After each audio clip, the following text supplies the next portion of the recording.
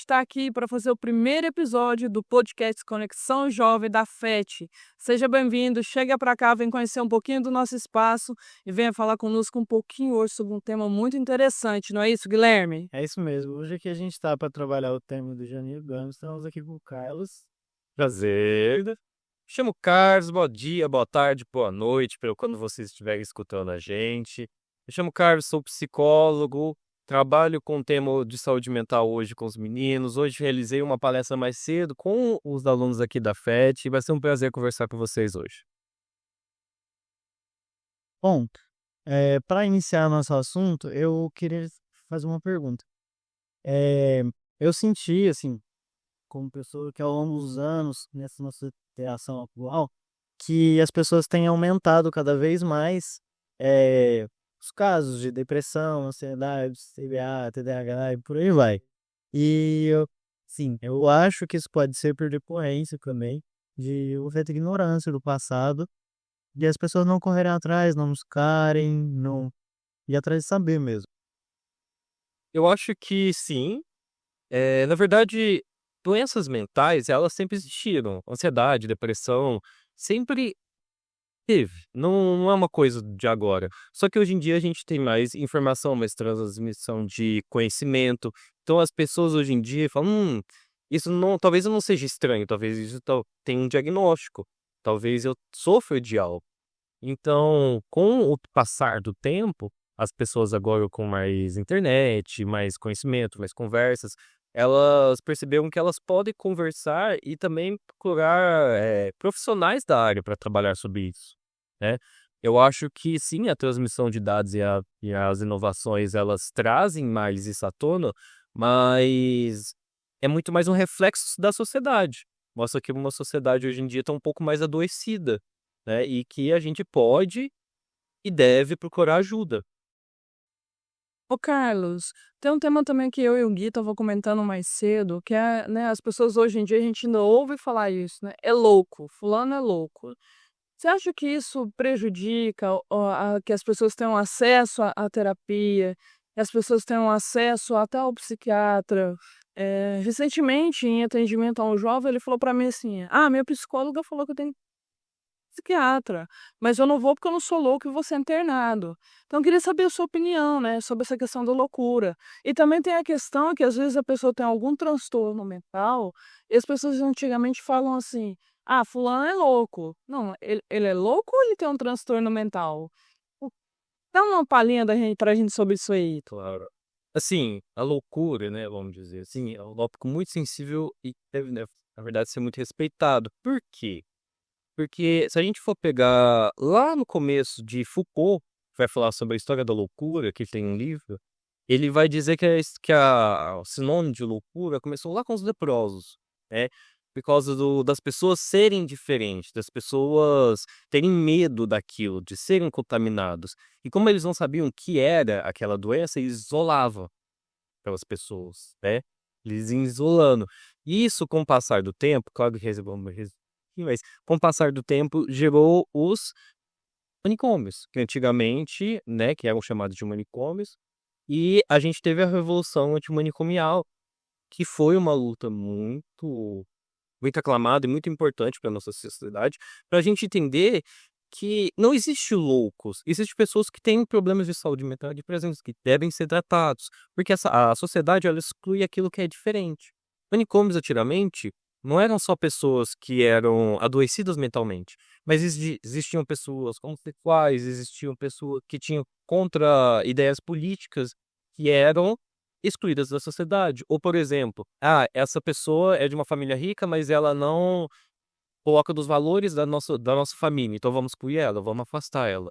E a gente foi quebrando isso. A loucura, ela é muito vista como aquela pessoa que não se encaixa na sociedade, aquela pessoa doida, né, vamos dizer assim, aquela pessoa que não bate bem.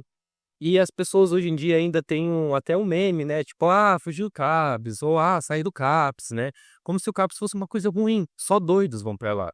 E eu já atuei no CAPS, eu já fui como estagiário participar de lá. E são pessoas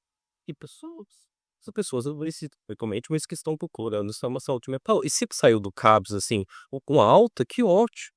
porque ela está melhor na saúde mental. Deu resultado, né? E não fugir do CAPS. Hoje em dia a gente tem muito esse medo de estar louco, de ser louco. É coisa, vou procurar um psiquiatra aqui, estou aí. Não. Todos nós devíamos pelo menos fazer uma consulta com a psiquiatra pra gente entender como está a nossa saúde mental. É a mesma coisa que a gente ir no oftalmologista, quando a gente tá mal de sulvitas, né? Então, assim, a gente procurar também fazer check-ups, olhar como está a nossa saúde, se a gente precisa de medicamentos, se a gente não precisa, se a gente precisa chegar aqui. Não é só ir em extremo Gs, como as pessoas vão. É, Prevenção, né? isso acaba impedindo justamente isso, né? Que é a prevenção, né? As pessoas criam esse paradigma e fica esse buraco enorme, né? Que eu venho falando esses dias todos com os meninos, que quem faz terapia, né? Então entra nas salas, alguns estão fazendo terapia. Eu sou o primeiro a levantar a mão. E eu falo muito para eles, eu queria poder ter começado a fazer terapia na idade de vocês, que eu seria uma Luciana muito melhor do que eu sou hoje. Comecei a fazer terapia só quando eu tava na faculdade de psicologia, que eu falei, nossa, eu preciso realmente fazer terapia. Quando eu entrei na faculdade, eu nem fazia, eu fui fazendo metade do curso, assim. Então, até eu que fui estudar psicologia, também tive a resistência. Uma coisa muito fundida do nosso inconsciente. E aí, como a gente vê, já tá na notiva já, às vezes eu quero um pouco tarde. Porque tem uma coisa que eu até falo bastante em terapia, que o paciente meu bate muito dessa tecla. A gente precisa conhecer nossos limites. Mas é engraçado que a gente só liga pro nosso limite quando a gente passa dele.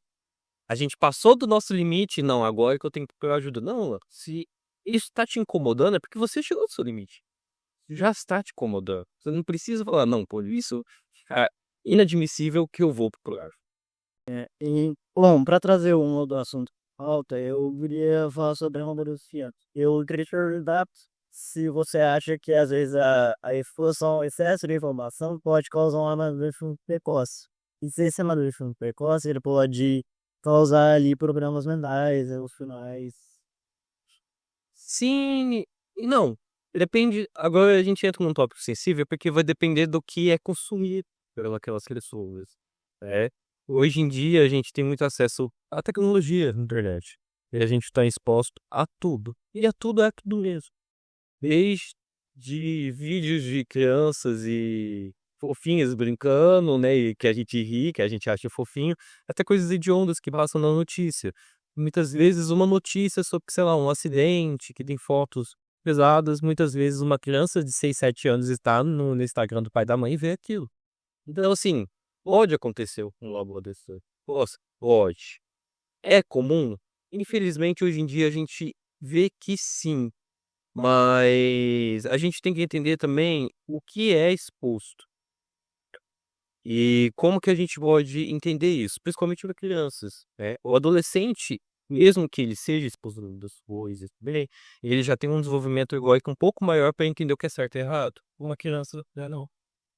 Só que a gente tem que entender também os limites que aquela pessoa tem a capacidade de entender sobre certos assuntos. Isso que a gente pode vir um amadurecimento maior. Ou, por exemplo, adolescentes que são expostos a pornografia, mas se 13, 12 anos. E isso faz um desenvolvimento libidinal maior? Faz. E a gente vai ter consequências sobre isso. Mas são casos que a gente tem que estudar e entender como que é que isso aconteceu, por que aconteceu e como que isso viveu, talvez. Como que esse amadurecimento aconteceu. Porque a gente coloca amadurecimento como ficar mais adulto. E muitas vezes ela pode ter um amadurecimento sexual, mas talvez pode ter um empobrecimento intelectual psíquico. Então, assim, a gente tem que entender que nunca é só eu sou muito adulta, né? Mas a gente vai entender que talvez aquela criança ou aquele adolescente, ele tenha muitos traços de criança e muitos traços de adulto. E tem essa balança. Existe uma linha fina, né, entre esses dois lugares, né? Sim, porque, por exemplo, existe adolescente de 14, 13 anos que realizam práticas sexuais. E vocês vão ver, eles ainda fazem sexo, mas eles estão com 13, 14 anos e eles ainda jogam bola na rua, ainda vão brincar de casinha. Então tem um contrabalanço muito alto. O que é, o que eu não posso fazer? sabe? Eu sou adulto nessa parte, mas eu não sou nessa parte. O que que tem esse balanço? E muito disso a gente vai ter que entender sobre comunicação. Questão de escolas como meios de, de entender aqueles assuntos. Também responsabilidade paterna, materna, também tem. Mas também a sociedade tem que olhar para essas pessoas. Também ter apoio à saúde mental, psicólogo, psiquiatra. E a gente tem tudo isso no SUS, também. Mas muitas vezes é pouco difundido, porque parece que a rede pública ela é aberta, mas as pessoas têm muito medo de usar. Né? É, justamente sobre isso, se você tivesse que deixar um recado para os aprendizes que estão nos ouvindo, que estão nos assistindo hoje, qual seria o recado que você deixaria? Qual seria a mensagem que você tivesse 1 minuto para falar para eles? O que você falaria para eles nesse 1 minuto?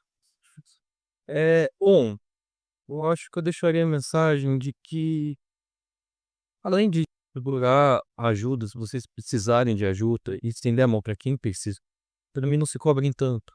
Tentem buscar quem vocês querem ser, quem vocês gostariam de ser. E não o que é exposto, que as pessoas gostariam de os olhos, o que você quer ser. Esse que seja ser um cabeleireiro, ser um psicólogo ou ser um médico, mas seja seu, seja natural. Se as coisas não estão bem, procure ajuda. Não tem nada de errado pedir ajuda. Porque muitas vezes você pode ter ajudado outras pessoas e esses outros podem te ajudar. Não tenha medo de ser quem você é.